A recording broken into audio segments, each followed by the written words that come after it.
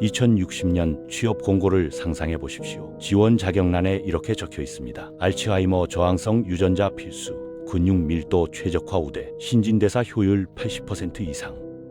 편집되지 않은 인간은 지원조차 할 수 없습니다. SF가 아니에요. 지금 이 순간 만들어지고 있는 미래거든요.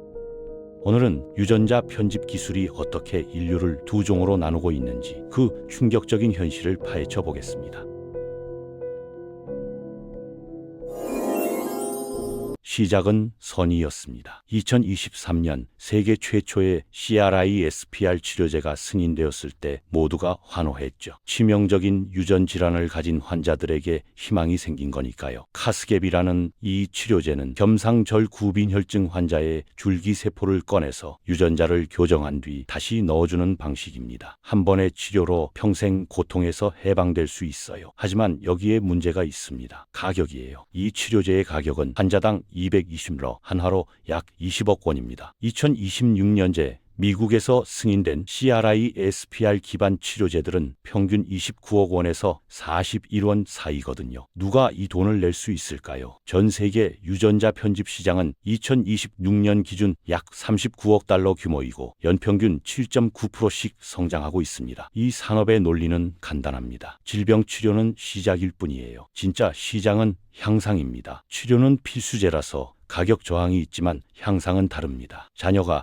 알츠하이머에 걸리지 않게 만들 수 있다면 얼마를 지불하시겠어요? 거기에 신진대사 효율도 높이고 시력도 완벽하게 만들고 근육량도 최적화하고 지능도 향상시킬 수 있다면요. 처음에는 극소수만 접근할 수 있습니다. 부유층이 먼저 시작하겠죠. 그들의 아이들은 태어날 때부터 질병의 면역이고 더 똑똑하고 더 강하고 더 오래 삽니다. 한 세대가 지나면 어떻게 될까요? 격차는 교육으로 메울 수 없는 수준이 됩니다. 아무리 노력해도 DNA에 쓰인 차이를 극복할 수 없거든요. 우리는 이미 그 전조를 보고 있습니다. 유럽 16개국에서 다운 증후군이 진단되면 약 60%가 임신을 중단합니다. 우리는 이미 정상의 기준을 설정하고 있어요. 어떤 유전자는 태어날 자격이 있고 어떤 유전자는 없다고 판단하는 겁니다. 하지만 다운 증후군은 염색체 이상이라 선택의 여지가 없었습니다. CRISPR는 다르죠. 선택이 가능해졌거든요. 2018년 중국의 한 과학자가 그 선을 넘었습니다. HIV 저항성을 가진 쌍둥이를 만들었죠. 전 세계가 비난했고 그는 처벌받았지만 중요한 건 아이들이 살아있다는 겁니다. 그들의 변형된 유전자는 다음 세대로 전달될 거예요. 그 다음 세대로도요. 인류 유전자 풀은 영구히 변경되었습니다. 이제 부모들 앞에 선택이 놓입니다. 당신의 아이를 편집하시겠습니까? 아니면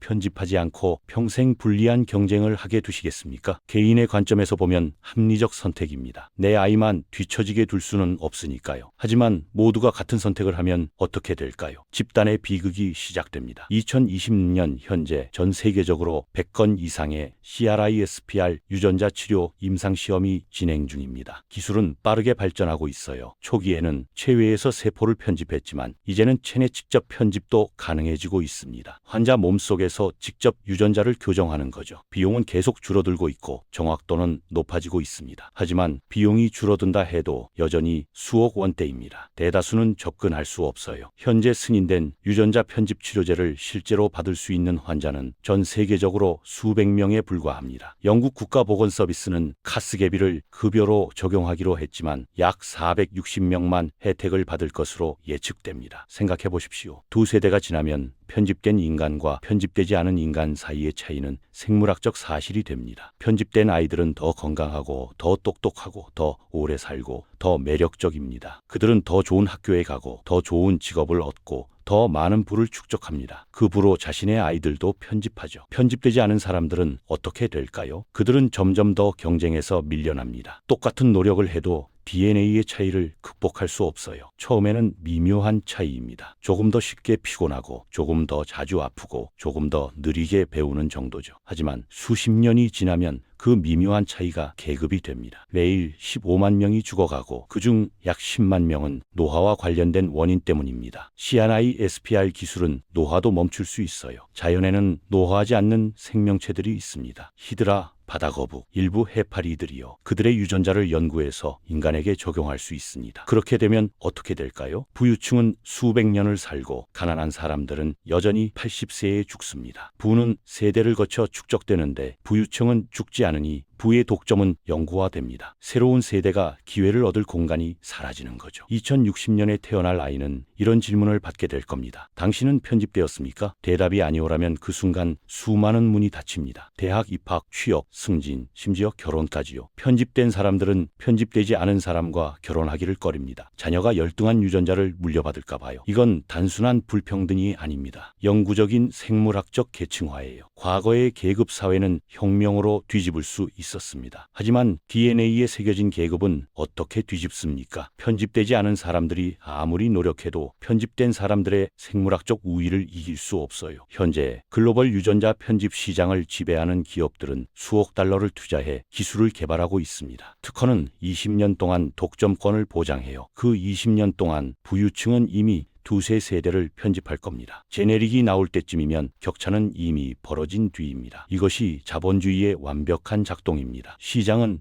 효율적으로 작동하고 있어요. 단지 목표가 인류 구원이 아니라 이익 극대화일 뿐이죠. 생명을 구하는 게 아니라 생명을 판매하는 겁니다. 그리고 구매할 수 있는 사람만 구원받습니다. 당신에게 선택권이 있다면 어떻게 하시겠습니까? 수십억 원을 빚내서라도 아이를 편집하시겠어요? 아니면 편집하지 않고 아이가 평생 불리한 경쟁을 하게 두시겠습니까? 어느 쪽을 선택하든 죄책감이 남을 겁니다. 편집하면 불평등한 시스템에 가담하는 것이고 편집하지 않으면 아이의 미래를 포기하는 거니까요. 일부는 이렇게 반박합니다. 기술이 발전하면 비용이 줄어들고 결국 모두가 접근할 수 있게 된다고요. 하지만 유전자 편집은 스마트폰과 다릅니다. 스마트폰은 언제 사든 같은 기능을 하지만 유전자 편집은 시기가 중요해요. 부유층이 먼저 편집하고 그들의 아이가 자라서 사회적 위치를 확보할 때쯤 기술이 대중화되면 이미 늦습니다. 2060년의 취업 공고는 더 구체적일 겁니다. 암, 저항성, 유전자 5종 이상, 심혈관 질환 위험도 5% 이하, 예상 수명 120세 이상. 이런 조건을 충족하지 못하면 이력서조차 검토되지 않습니다. 자동 필터링 시스템이 DNA 정보를 스캔해서 탈락시키거든요. 학교는 어떨까요? 명문 대학들은 입학 조건에 유전자 요건을 추가할지도 모릅니다. 공식적으로는 불법이지만 건강검진 같은 우회적 방법을 쓸 거예요. 편집된 학생들은 더 빨리 배우고 더 오래 집중하니 학교 입장에서도 선호할 수밖에 없습니다. 우리는 무엇을 할 수 있을까요? 유전자 편집을 공공재로 만들어야 합니다. 누구나 접근할 수 있게 국가가 비용을 부담하는 거죠. 하지만 재원은 어디서 나올까요? 세금을 올려야 합니다. 부유층은 반대할 거예요. 자기 돈으로 이미 편집했는데 왜 세금으로 남들까지 편집해 주냐고요. 유전자 차별을 법으로 금지해야 합니다. 고용, 교육, 보험에서 유전자 정보를 요구하거나 사용하지 못하게 하는 거죠. 하지만 집행이 어렵습니다. 기업들은 우회적인 방법을 찾아낼 거예요. 그리고 글로벌 경쟁에서 규제가 약한 나라가 유리해집니다. 2060년에 당신의 손자가 태어납니다. 의사가 묻습니다. 유전자 편집을 원하십니까? 기본 패키지는 10억 원, 프리미엄은 30억 원입니다. 당신은 어떻게 대답하시겠습니까? 돈이 있다면 당연히 하겠다고 할 겁니다. 돈이 없다면 어떻게든 마련하려 할 거예요. 박테리아는 40억 년 동안 CRISPR를 무료로 사용했습니다. 진화가 준 선물이었어요. 인간은 그 선물을 10년 만에 가져와서 가격표를 붙였습니다. 영생에도 건강에도 지능에도 아름다움에도 가격이 있습니다. 모든 게 판매됩니다. 질문은 간단합니다. 당신은 살 수 있습니까? 없다면 당신의 자녀는 어떻게 경쟁하겠습니까? 손자는요, 증손자는요, 세대가 지날수록 격차는 벌어집니다. DNA에 새겨진 불평등은 영원합니다. 우리는 지금 그 미래를 만들고 있습니다. 한 번의 주사로, 한 번의 선택으로, 한 번의 투자로요. 2060년에 태어날 아이들은 우리에게 물을 겁니다. 왜 막지 않았습니까? 왜 평등한 기회를 보장하지 않았습니까? 기술은 멈추지 않습니다. 자본도 멈추지 않습니다. 하지만 우리가 멈출 수 있습니다. 아직 늦지 않았습니다. 선택의 창은 여전히 열려 있어요. 하지만 빠르게 닫히고 있습니다. 지금 결정하지 않으면 미래가 우리를 대신해 결정할 겁니다.